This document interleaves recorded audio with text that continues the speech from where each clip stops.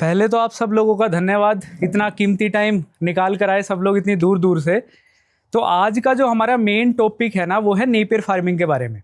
भले ही आप एक फार्मर हो, सीबीजी प्लांट ओनर हो, बायो पैलेट वाले हो, कमर्शियली या पर्सनल यूज़ के लिए, दोनों चीज़ों के लिए भी आप नेपियर फार्मिंग कर सकते हैं। मैंने एक वीडियो बनाया था, उसमें मैंने बोला था ये जो स्टिक है ना, इसमें फ्यूचर की पावर समाई हुई है।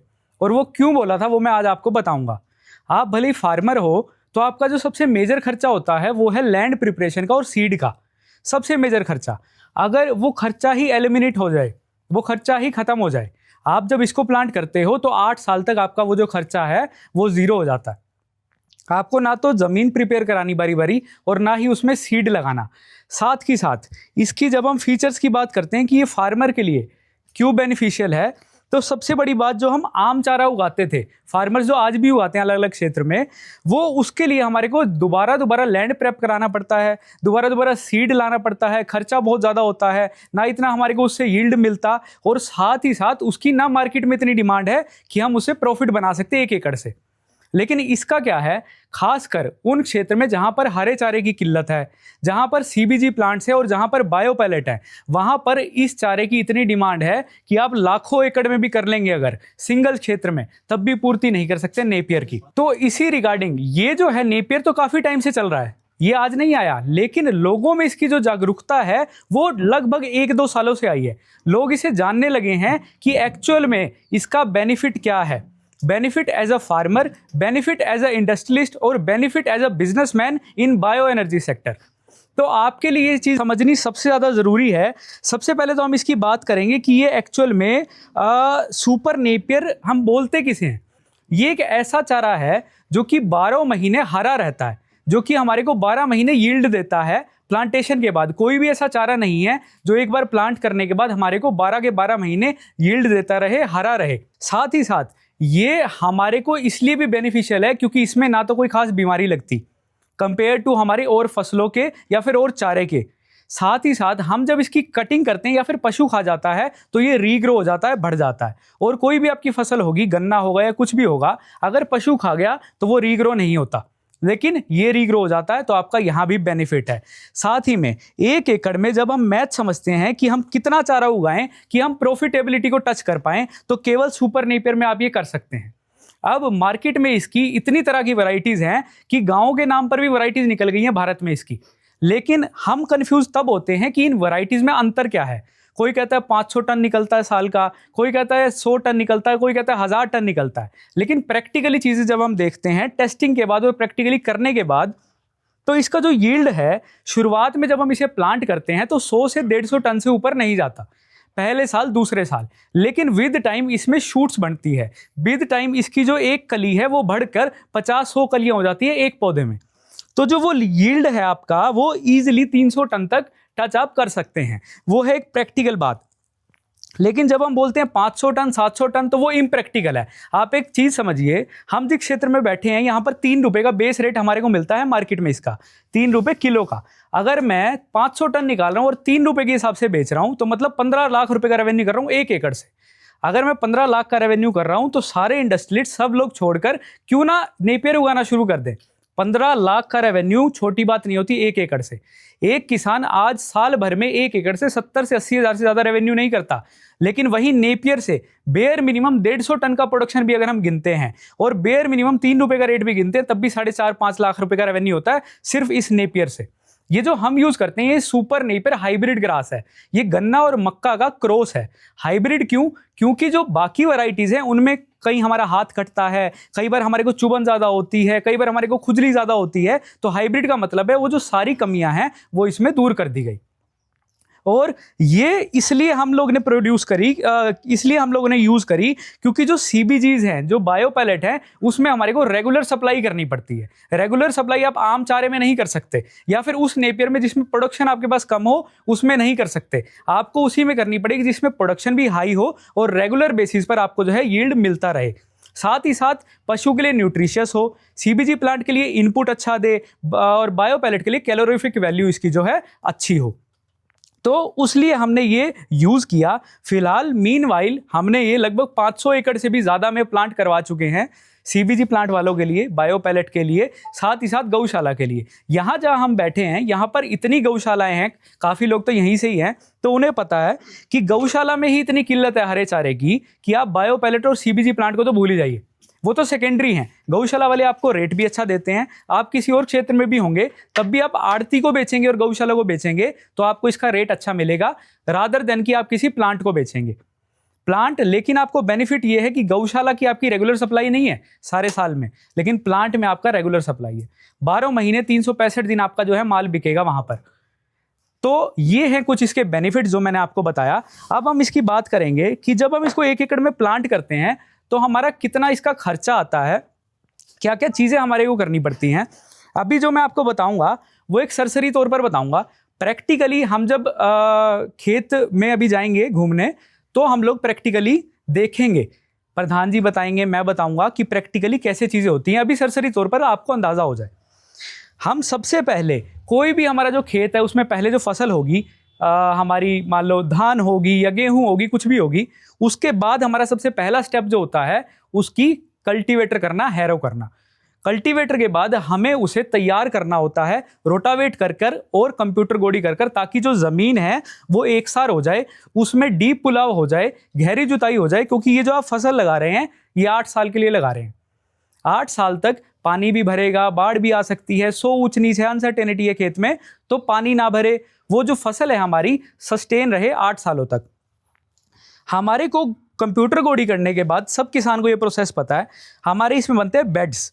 बेड्स हम क्यों बनाते हैं? जब हम कमर्शियल प्रोडक्शन करते हैं तो हमारे को ऐसा होता है कि उसमें हार्वेस्टर से कटिंग हो, क्योंकि ये जो कटिंग हम लोग करते हैं ये हाथ से करते हैं। गौशालाज में जाना है या फिर ट्रैक्टर वाली मशीन से होगा या हाथ से होगा, लेकिन सीबीजी और बायो पैलेट में हाथ से काम नहीं देगा, क्योंकि आपको रोज का 50-60 टन माल काटना है। यहाँ पर हमारे को रोज का नहीं काटना, हमारे को तो एक दिन कटवाया, लेबर कंटिन्यूस चलती रहती है 12 महीने। लेकिन बायो पैलेट और सीबीजी में आपको रोज का काटना है, वो काटेगी मशीन हार्वेस्टर। हार्वेस्टर को चलने के लिए जगह चाहिए बड़ी, जो कि आप बेड्स बनाएंगे तो उसके ऊपर वो चलेगा।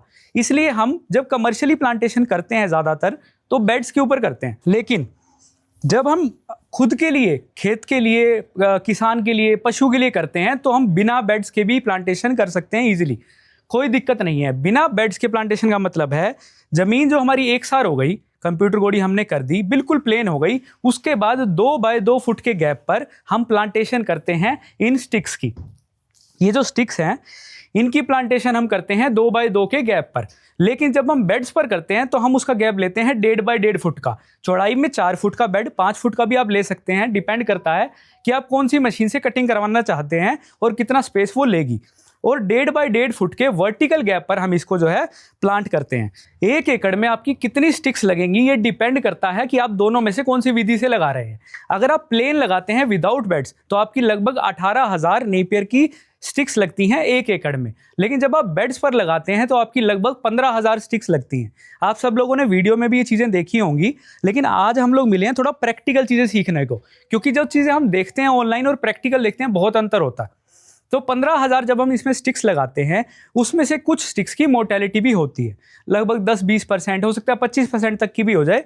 उसके लिए भी आप लोग सेफ रहते हैं, क्योंकि वो जो स्टिक्स हैं वो दोबारा मिल जाती हैं आपको, उसका आपको कोई पैसा नहीं देना होता। वो जो स्टिक्स है हमारी 15 से 20 दिनों में स्प्राउट ले जाती है, मतलब वो उग जाती है, पत्ता उसमें से निकल आता है। अब वो डिपेंड करता है कि आपकी सोइल की फर्टिलिटी क्या है, आपके सोइल की उपजाऊ क्षमता क्या है और आपने उसमें क्या बेजल डोजेज डाली हैं।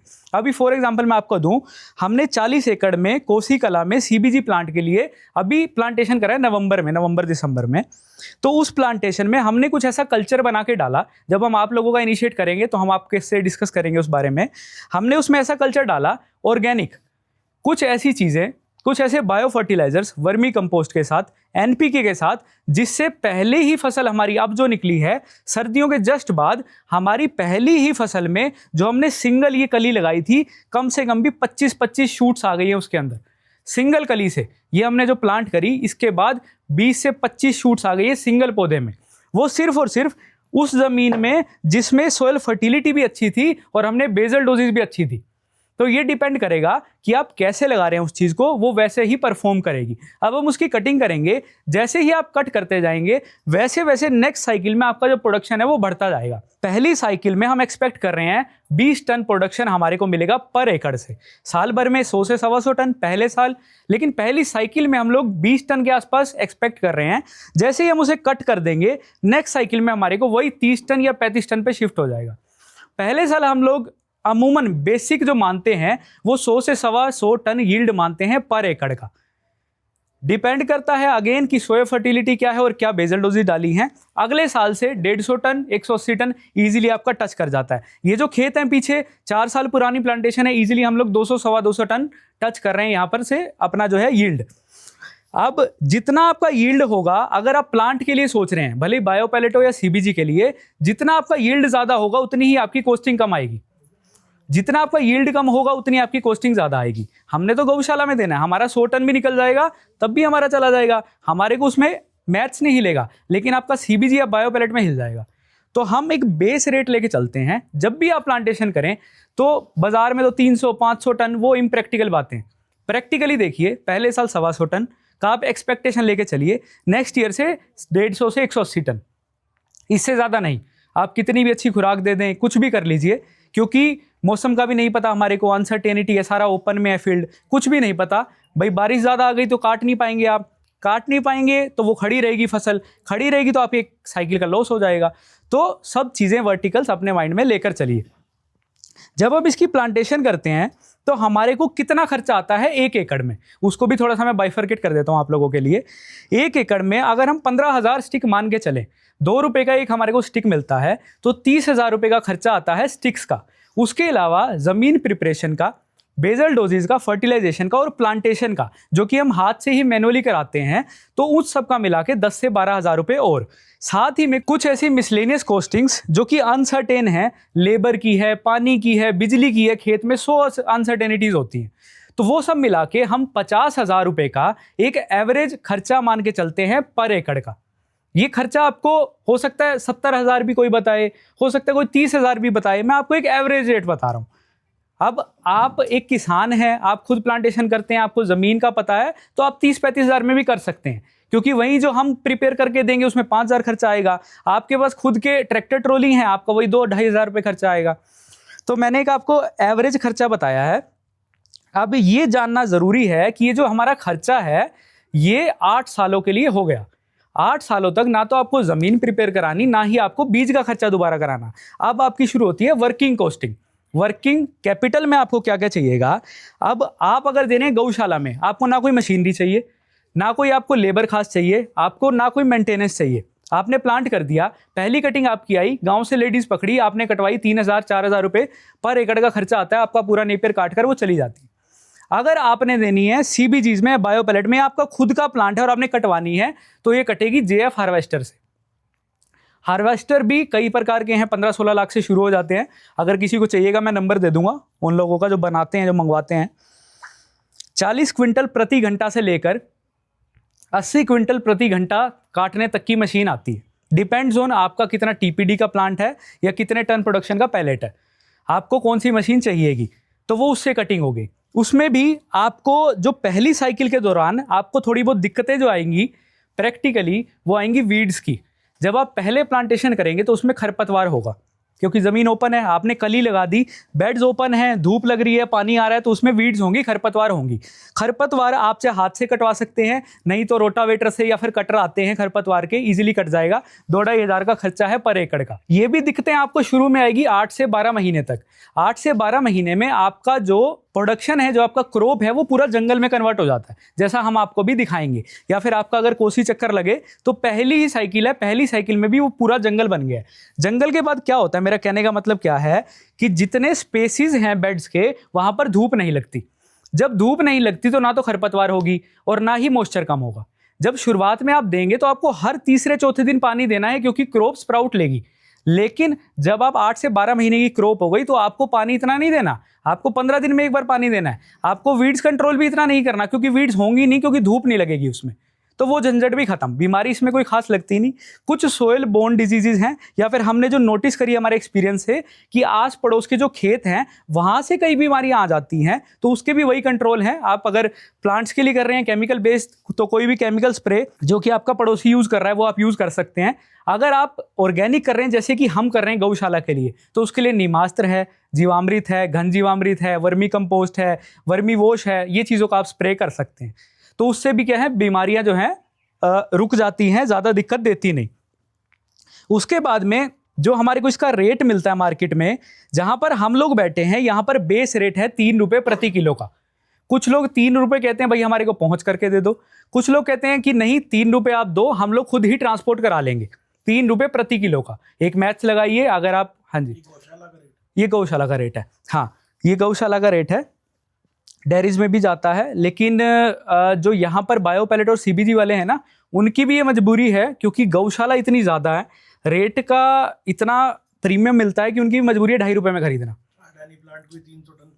देखो अब वो तो खैर गोबर डाल रहे हैं अभी बरसाना से ही, लेकिन विद टाइम नेपियर पे शिफ्ट होना पड़ेगा, गोबर सस्टेन नहीं कर सकते आप। सप्लाई डिमांड बहुत वो है। अब हमारा वर्मी कंपोस्ट है यहाँ पर, हमारे को उसी में 800 टन गोबर चाहिए हर दूसरे महीने। अब ऐसे कितने प्लांट्स हैं सोचो, और गोबर से तो क्या क्या बन रहा है आजकल। तो फिर आप डिमांड सप्लाई कंट्रोल करने के लिए नेपियर, तभी सब लोग नेपियर में शिफ्ट हो रहे हैं, ये चीज़ है। तो ये मैंने जो आपको बताया गौशाला डेयरीज का है, वो भी इसलिए क्योंकि यहाँ पर एक एक गौशाला में 1-1 लाख गई हैं, और ऐसी पता नहीं कितनी गौशाला है। तो यहाँ का तो किसान देखो, हम लोग अगेन बोलते हैं इंटरेस्ट नहीं लेता, पता नहीं समझता नहीं कि आप लोग तो गोल्ड माइन पर बैठे हो। हम लोग परदेश से आकर यहाँ पर ये काम कर रहे हैं, और जो लोग यहीं पर बैठे हैं जिनकी यहीं पर खेती बाड़ी है वो लोग नहीं कर पा रहे, और जो कर रहे हैं सर वो एवरेजली 5 लाख रुपए एकड़ का बना रहे हैं। 5 लाख रुपए मतलब आम किसान जो आज खेती कर रहा है उससे 5 से 6 गुना ज़्यादा, और उसमें आपका खर्चा कुछ नहीं है। आप अगर इसमें खर्चे की बात करेंगे ना, मेजर खर्चा मैं आपको बताऊं आपका है कटिंग का और ट्रांसपोर्टेशन का। आज रिलायंस प्लांट जो है महाराष्ट्र में किसानों से 75 पैसा या 1 रुपया प्रति किलो में उठाता है नेपियर, काटता भी खुद है, ट्रांसपोर्ट भी खुद कराता है। किसान का क्या खर्चा लगा, 50,000 रुपये 1 एकड़ का आपका लग गया, 8 सालों के लिए आपकी छुट्टी।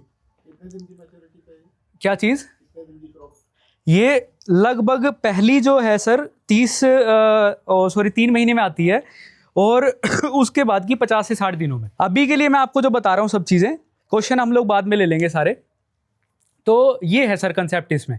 जब हम सीबीजीज और बायो पैलेट में देते हैं तो मैंने जैसे आपको बताया कि वो 75 पैसा, 1 रुपया, 1.5 रुपया तक मैक्सिमम उठाते हैं। ये किसानों के लिए है, सीबीजी वालों को तो पता है जो खुद उगाएंगे कितनी कॉस्टिंग आएगी। मेजर कॉस्टिंग आपकी ट्रांसपोर्ट की और जो है आपकी कटिंग की, अगर वो आप एलिमिनेट कर दो तो इसमें एक आपकी फिक्स्ड कॉस्टिंग है 50,000 रुपये की। मेंटेनेंस आपका पानी चाहिए आपको इसमें देने के लिए, वीड शुरू में हटानी पड़ेगी, विद टाइम आपको वीड कोई खास दिक्कत देगी नहीं, शुरुआत के 4-6 महीने की दिक्कत है। उसके बाद में आपको कट करना है, रीग्रो होता जाएगा, कट करना है, यही साइकिल आपका 8 साल तक जो है चलता रहेगा। ग्राउंड से रिलेटेड आप लोगों का कुछ भी सवाल हो तो पूछ सकते हैं। 8 साल के बाद क्या होगा? 8 साल के बाद सर ये क्या है, क्रॉप ना कम देने लग जाता है, प्रोडक्शन खत्म होने लग जाती है शूट्स इसकी लाइफ ही 8 से 10 साल है मैक्सिमम। अच्छे से अच्छी भी ज़मीन होगी तो भी 10 साल तक खींचेगा मैक्सिमम। उसके बाद सर फिर या तो रीप्लांट करो या फिर कोई और क्रॉप लगाओ। ये लास्ट तक फिर बढ़ेगा, जैसे 2 साल 1 साल के बाद में 150 टन हो गया जी, कब तक बढ़ेगा ये? 3 से 4 साल तक सर।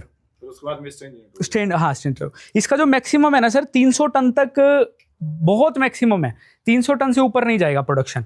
250-225 टन तक हमने टच कर लिया 4 सालों में, इससे ऊपर नहीं जाएगा क्योंकि ज़मीनें भी नहीं है ना अभी हमारे। जो आप बोल रहे थे अभी कि जो आपने कोसी में प्लांट किया है, सारी चीजें लगाई है, पहली उसमें 25 शूट्स आ गई हैं। जी जी जी। तो उसमें एक्सपेक्टेड है कि 300 से ऊपर जाएगा पहले साल नहीं, आगे सस्टेनेबिलिटी सर जाएगा, जा सकता है, लेकिन एक्चुअल में गारंटी नहीं दी जा सकती इसमें ना, अनसर्टेन है। लेकिन 200-225 टन इजीली टच कर जाएगा दूसरे साल से उस जमीन में, पर्टिकुलरली उस जमीन में। और उसमें भी 40 एकड़ में पूरे में नहीं है ये शूट जो मैं आपको बता रहा हूँ, कुछ पैचेज हैं, सारी जमीन एक जैसी नहीं हो सकती। कुछ पैचेज हैं, आप लोग अगर विजिट करना चाहें तो कोसी में कर सकते हैं। तो कुछ पैचेज हैं, कुछ ज़मीनें अच्छी होती हैं नेचुरली, कुछ ज़मीनें पीछे वाली है वो नहीं अच्छी, उसमें नमक ज़्यादा है, ज़मीन ऊपर से वाइट हो रखी है, वहाँ पर नहीं निकलेगा। वहाँ पर पहले साल 100-125 टन भी नहीं निकलेगा, 100 टन मुश्किल से टच करेगा। तो हम बेस एक लेके चलते हैं कि भाई हाँ बेयर मिनिमम हमारे को इतना मिलेगा। तो ये है सर इसका कंसेप्ट। अभी मैं आपको विजिट करा देता हूँ पूरा जो है, और उसके बाद थोड़ा सा शिवांश जो है CBGs का बायो पैलेट के बारे में जो भी कनेक्शन है नेपियर का वो आपको डिस्क्राइब कर देंगे। कोई भी आपके टेक्निकल क्वेश्चंस होंगे तो वो ये जो है आपको प्रॉपर वो कर देंगे। कितनी दूर से ट्रांसपोर्टेशन वारक आ जाती है? मैक्सिमम सर मैक्सिमम 30-35 किलोमीटर, इससे ऊपर नहीं। इससे ऊपर तो फिर खर्चा आपका ट्रांसपोर्ट का बहुत आ जाएगा। अभी आपको एक एग्जाम्पल दूँ, कल ही हम लोग बात कर रहे हैं जब कोसी बैठे थे, कोसी से सर गोवर्धन भिजवाना था नेपियर। गोवर्धन भिजवाने के लिए हमारे को 50-60 पैसा प्रति किलो का खर्चा आ रहा था। अब यहाँ पर रेट दे रखे मान लो 3.5 रुपये का, 60 पैसा इसी में लग गया है ना। फिर कटिंग भी होनी है, उसका भी खर्चा है, सारी चीज़ें हैं। जितना दूर जाते जाओगे ना, और है कितना दूर, 25-30 किलोमीटर है सर सारा कोसी से। कटिंग करते हैं अभी फिलहाल वो आप बाय हैंड करते हैं? बाय हैंड और बाय ट्रैक्टर। हाँ, ट्रैक्टर में कटर लग जाता है सर। मैंने कुछ वीडियोस देखी है, मुझे उसके कटर से क्या चॉपिंग भी होती है कि केवल कटर होता है? को केवल कटर काट के फेंक देंगे, काट के साइड में गिरता जाएगा, फिर लेबर। हार्वेस्टर होता है जो साथ में एक ट्रॉली चल रही होती है, वही JF हार्वेस्टर है। JF harvester. जी वही। वो चॉपिंग भी होता है। हाँ, 40 से 80 क्विंटल पर घंटा। वो कैपेसिटी है सर, जैसे 15-16 लाख वाली है वो मेरे ख्याल 40 क्विंटल प्रति घंटा की है, और उसके बाद वो बढ़ती जाती है कैपेसिटी उनकी। हमने जो CBGs के लगाए ना अयोध्या में, बाराबंकी में, वो लोग वो मशीनें यूज़ करते हैं। कमर्शियली जब आप करोगे तो वो हार्वेस्टर से ही होगा। और अगर हम मशीन अपनी परचेज करें तो हमें कितनी इन्वेस्टमेंट करनी होगी machine other than JF harvester? Total sir अंदाजन ये था, जब हमने भी इनका बनाया था ना, एस्टीमेट के आसपास 50 लाख के आसपास जा रहा था मशीनरी में। कितने एकड़ के लिए? लगभग अभी 40 से करें सर, 150 टन तक, 150 एकड़ तक सस्टेन कर देंगी वो मशीनरीज। 2.5 TPD का प्लांट है, 150 एकड़ इनका प्लान है। 2.5 TPD बायोगैस? हाँ बायोगैस CBG प्लांट। उसमें तो 45 टन पर डे चाहिए होता है ना 2 टन के लिए। हाँ, ये जो हमने 2.5 TPD का था, 60 टन का इन्होंने हमारे को दिया था। उन्होंने ही दिया था IPCs ने, जो वही कंट्रोल कर रही है सारा टेक्निकल। 60 टन प्रति डे का हमारे को दिया था कि इतना हमारे को चाहिए। उसके लिए हमने एस्टीमेट लगाया था कि 150 एकड़ आपको चाहिएगा। अभी 40 एकड़ में सक्सेसफुली हो गया है। उनको देखना था कैसा होता है प्लांटेशन। अभी तुरंत जुलाई में ये 100 एकड़ में और कर देंगे, लैंड एक्वायर हो गया। जो आप बता रहे हैं 8 से 10 साल के बाद ये खत्म हो जाएगा, तो अगर हमें सस्टेनेबिलिटी बना के रखनी है तो उसको फिर हमें रीप्लांट कराने के लिए फिर से बाय मशीन होगा या फिर बाय हैंड? बाय हैंड ही होगा सर, मेजरली अभी बाय हैंड ही चलता है। बाय मशीन भी आप करा सकते हैं, लेकिन अभी हम लोग बाय हैंड पे ही हैं फिलहाल तो ना, क्योंकि क्या है, कई स्टिक्स की मोर्टेलिटी होती है तो हमारे को रीप्लांटेशन भी कराना है, उसमें काफ़ी सारी चीज़ें हैं। अभी बाय हैंड हो रहा है, विद टाइम बाय मशीनरी होगा ये चीज़ है। हम लोग क्या आपकी हेल्प करते हैं, मैं वही आपको बता रहा था सब लोगों को। हम लोग आपकी लैंड प्रिपरेशन से लेकर और प्लांटेशन तक तो सारी हेल्प करेंगे ही। उसके बाद में जो जो दिक्कत आएगी ग्राउंड से रिलेटेड, मेरी टीम फ़ोन पर आप लोगों के साथ कनेक्टेड रहेगी। आपको जितनी भी टेक्निकल सपोर्ट चाहिएगी, CBGs, बायो पैलेट से, क्योंकि आप लोगों को चाहिएगी सपोर्ट, और साथ ही जो मशीनरी से रिलेटेड सपोर्ट चाहिएगी, उन सब लोगों के साथ मैं आपको जो है कनेक्ट करा दूंगा। मैं पर्टिकुलरली उसमें मदद नहीं कर पाऊंगा, टीम है वो लोग कर पाएंगे आपकी मदद। मैंने जितनी भी वीडियोस देखी थी उन्होंने बताया था कि इसका भी एक स्पेसिफिक टाइम होता है। जी वही मैं आपको अभी बता रहा था। सर्दी में लगा देंगे तो नहीं उगेगा, और ज्यादा बारिश में लगा देंगे तो भी। अब सर नवंबर में हमने प्लांटेशन शुरू करा, 40 एकड़ एक दिन में तो लगेगा नहीं, कम से कम 45 दिन 40 दिन लग गए पूरे ज़मीन प्रिपेयर करने से प्लांटेशन तक में, सब हमने किया वहाँ पर। अब दिसंबर के मिड तक वो प्लांट हुआ, ग्रोथ तो लेगा नहीं, वो मरेगा नहीं पर ग्रोथ भी नहीं लेगा। तो अब देख लो अप्रैल चल रहा है, अब वो आई है प्रोडक्शन हमारे पास। धूप निकली 15-20 फरवरी के बाद, और अब प्रोडक्शन आई है, क्योंकि सर्दी में ग्रोथ बहुत धीरे होती है इसकी। फिर बारिशें बहुत हो गई, अनसर्टेनिटीज बहुत हो गई, तो अब उसका आया सर प्रोडक्शन। लेकिन अब अच्छा प्रोडक्शन है कि 2 साइकिल के बराबर प्रोडक्शन आ जाएगा उसका। 12 फुट की हाइट पकड़ गई वो। हमारे लिए भी अनएक्सपेक्टेड था कि जब नवंबर में हम लोग प्लांट कर रहे हैं तो इतना कैसे ग्रोथ पकड़ गया। 25-25 शूट्स आ गई उसमें। कल शाम को ही हम दोनों वहीं थे, अभी वक्त मिला हमारे को संभालने का उसको। 12 फुट तक हाइट ले गई कई एकड़ में, तो कई एकड़ में छोटी भी है, कई में ज़्यादा भी है। तो हम एक एवरेज पकड़ते हैं हर प्लांट का, किसी में 25 शूट्स हैं, किसी में 10 हैं, किसी में 5 है, किसी में 2 भी हैं। तो ऐसे चलती हैं चीज़ें ना। अब पहली ही साइकिल में इतनी है तो सोचो तीसरी चौथी साइकिल में कितनी हो जाएंगी। अब जो हम प्लांट्स देखेंगे इसमें 100 शूट्स भी हैं, ऐसे वाले प्लांट भी हैं। अब एक शूट का 600-700 ग्राम है वजन, 500 ग्राम भी है, तब भी एक पौधे का सोचो कितना होगा और कितने पौधे हैं 1 एकड़ में। तो वजन वाली तो टेंशन नहीं है इसमें, ईजिली निकल जाता है। 250 टन तक आप निकाल लोगे तीसरे चौथे साल में। लेकिन अगेन दिक्कत वही है कि जैसे बारिश ज़्यादा आ गई, गर्मी ज़्यादा पड़ गई, और क्या नाम है, सर्दी ज़्यादा चल गई, कई बार बारिशें आ जाती हैं, सर्दी में ओले आ जाते हैं, तो फिर वो साइकिल हिल जाती है सारी कटिंग वाली। उस वजह से फिर ये सब चीज़ें हिल जाएंगी प्रोडक्शन वाली, ये चीज़ है। और जो सर पूछ रहे थे 5 से जो 6 साइकिल है वो मैंडेटरी नहीं कि निकलेंगी, हो सकता है 4 साइकिल भी निकले किसी साल और हो सकता है 6 भी निकल जाए। अगेन खेती है तो फिर कुछ भी नहीं बताया जा सकता, लेकिन 5 साइकिल की हम एक एवरेज मानते हैं, 5 साइकिल तो निकलेगी ही निकलेगी। शुरू में आपने बताया था कि हर तीसरे चौथे दिन पानी लगेगा, शुरू में लगेगा सर। वो वाटर रिक्वायरमेंट हमारी ट्यूबवेल से पूरी ईजिली हो जाएगी सर। यहाँ भी ट्यूबवेल है और क्या है, उसका ट्यूबवेल साइज लगता है ये 10 HP का है सर। यहाँ पर तो यहाँ तो फुल मोटर है ना, 40 एकड़ में पानी जाना है, सोचो रेगुलर बेसिस पे, तो वो है। और दूसरा मैं आपको बता रहा था, शुरुआत में लगेगा जब ये पौधा अपनी रूट्स पकड़ेगा, ग्रो करेगा, उसके बाद पानी नहीं देना आपको इतना। जब जंगल बन जाएगा ना ये, अभी आप देखोगे पूरा मॉइस्चर रहेगा अंदर, आप जब कटिंग करोगे उस वक्त पर आपको फिर थोड़ा थोड़ा पानी देना उसमें। जैसे कुछ लोग ड्रिप इरिगेशन भी करते हैं, उसकी भी जरूरत है। कर सकते हैं, लेकिन जिन्होंने करी है वो पछता ही रहे हैं। हाँ, ड्रिप की बजाय कहते हैं फ्लड वाटरिंग करो, ठीक है। शुरुआत में तो जरूरत है इतने पानी की, लेकिन ड्रिप का खर्चा भी तो आपका आएगा ना काफी। रेनगन का रेनगन भी कर सकते हो सर, शुरुआत में वो कामयाब नहीं है। जो ग्रो करेगा ना, रेनगन तो पूरा घूमेगा, ऊपर से पानी डालेगा, आपको नीचे से पानी चाहिए जब ग्रो करेगा वो। में जैसे 2-3 पानी हमने फ्लड इरिगेशन जी जी, क्रॉप ग्रो हो गई, थोड़ा सा 1-2 फुट 2-3 फुट फिर करो, फिर रेनगन फिर करो सर, फिर करो। तो वाटर बिल्कुल बिल्कुल। एक्चुअल में हम जब पानी भी देते हैं ना इसको बेड्स पर, स्टिक्स ऊपर लगाई जाती है। अभी ये तो पुराने हो गए तो बेड सेम लेवल आ गए, स्टिक्स ऊपर लगती है, नीचे नाली होती है, वो मॉइस्चर खींचता है। कभी भी हम उसको पानी में नहीं भरते स्टिक को, क्योंकि वो मर जाता है, फिर गल जाती है स्टिक, तो सिर्फ मॉइस्चर लेता है वो। जब हम रेनगन करेंगे तो पानी आएगा ना ऊपर से पूरा। तो लेकिन जब प्लांट बड़ा हो गया तब आप चलाओ रेनगन, क्या दिक्कत है, लोग करते हैं सर। पकड़ जाएगा। हाँ, कमर्शियली लोग कर रहे हैं, रेनगन पर बहुत कर रहे हैं।